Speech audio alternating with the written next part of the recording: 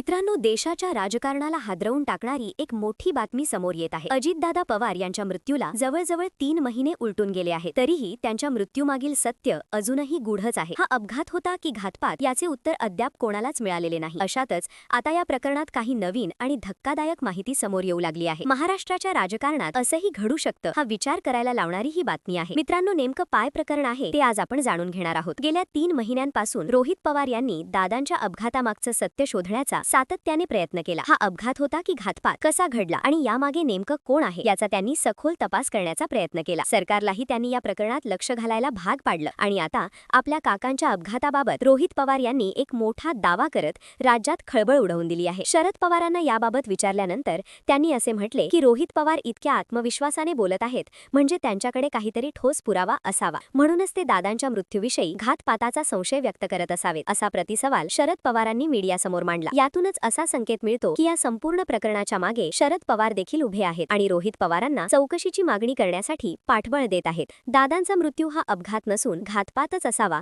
असे मत शरद पवारांच्या भूमिकेतून आता हळूहळू समोर येताना दिसत आहे। यानंतर मित्रांनो, रोहित पवारांनी आज सर्वात मोठा खुलासा करत त्या दिवशी विमानात नेमकं काय घडलं याची सविस्तर माहिती समोर आणली आहे। नेमकी काय आहे ही मोठी अपडेट तेही आपण आता जाणून घेऊया। महाराष्ट्राचे माजी उपमुख्यमंत्री दिवंगत नेते श्री अजित पवार यांचा मृत्यूबाबत तो विमान अपघात होता की घातपात यावरची चर्चा अजूनही थांबलेली नाही। या घटनेनंतर शरद पवार गटाचे आमदार रोहित पवार यांनी आक्रमक भूमिका घेत संबंधित विमान कंपनी विरोधात अनेक धक्कादायक दावे समोर आणले आहेत। या कंपनी विरोधात गुन्हा दाखल व्हायलाच हवा अशी ठाम मागणी रोहित पवार सातत्याने करत आहेत। एवढंच नाही तर त्यांनी कंपनीतील त्रुटींविषयीही वारंवार भाष्य केलं आहे। दरम्यान रोहित पवारांनी या प्रकरणात एका मोठ्या विमान कंपनीसोबतच महाराष्ट्रातील एका बड्या राजकीय नेत्याचा उल्लेख करत खळबळ उडवून दिली आहे। त्यामुळे या संपूर्ण प्रकरणाला आता अधिकच राजकीय वळण मिळताना दिसत आहे। यामुळे भविष्यातही अशा प्रकारचे अपघात घडू शकतात अशी भीती रोहित पवार यांनी वारंवार व्यक्त केली होती। मात्र या पार्श्वभूमीवरच आता त्यांनी एक धक्कादायक दावा केला आहे। पवारांच्या म्हणण्यानुसार महाराष्ट्रातील एका मोठ्या राजकीय नेत्याने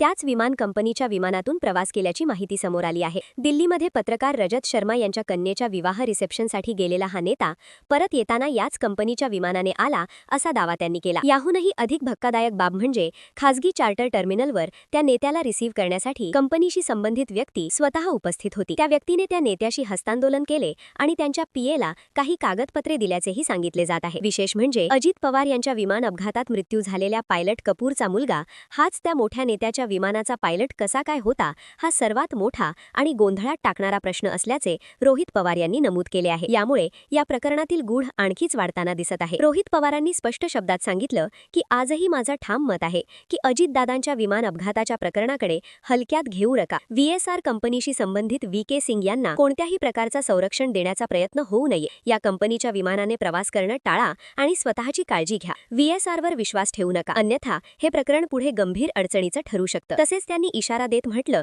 की त्या मोठ्या नेत्याचं नाव आणि व्हीएसआर कंपनीशी संबंधित सर्व माहिती मी लवकरच समोर आणणार आहे। अजितदादांचा अपघात नेमका कोणी घडवून आणला याबाबतही मी स्पष्ट बोलेन। यामुळे अजित पवार यांच्या मृत्यूबाबतचं गूढ अजूनही कायम आहे। हा अपघात होता की घातपात याचं उत्तर अद्याप मिळालेले नाही। रोहित पवारांच्या मनात नेमकं काय सुरू आहे आणि ते कोणती माहिती उघड करणार आहेत याकडे सगळ्यांचं लक्ष लागलं आहे। लवकरच काही मोठी नावं समोर येण्याची शक्यता व्यक्त केली जात आहे। मित्रांनो, या संपूर्ण प्रकरणाबद्दल तुम्हाला काय वाटतं? तुमच्या प्रतिक्रिया नक्की कमेंटमध्ये कळवा। मात्र एक गोष्ट नक्की, महाराष्ट्राने सह्याद्रीसारखा मोठा नेता गमावला आहे हे कुणीही नाकारू शकत नाही।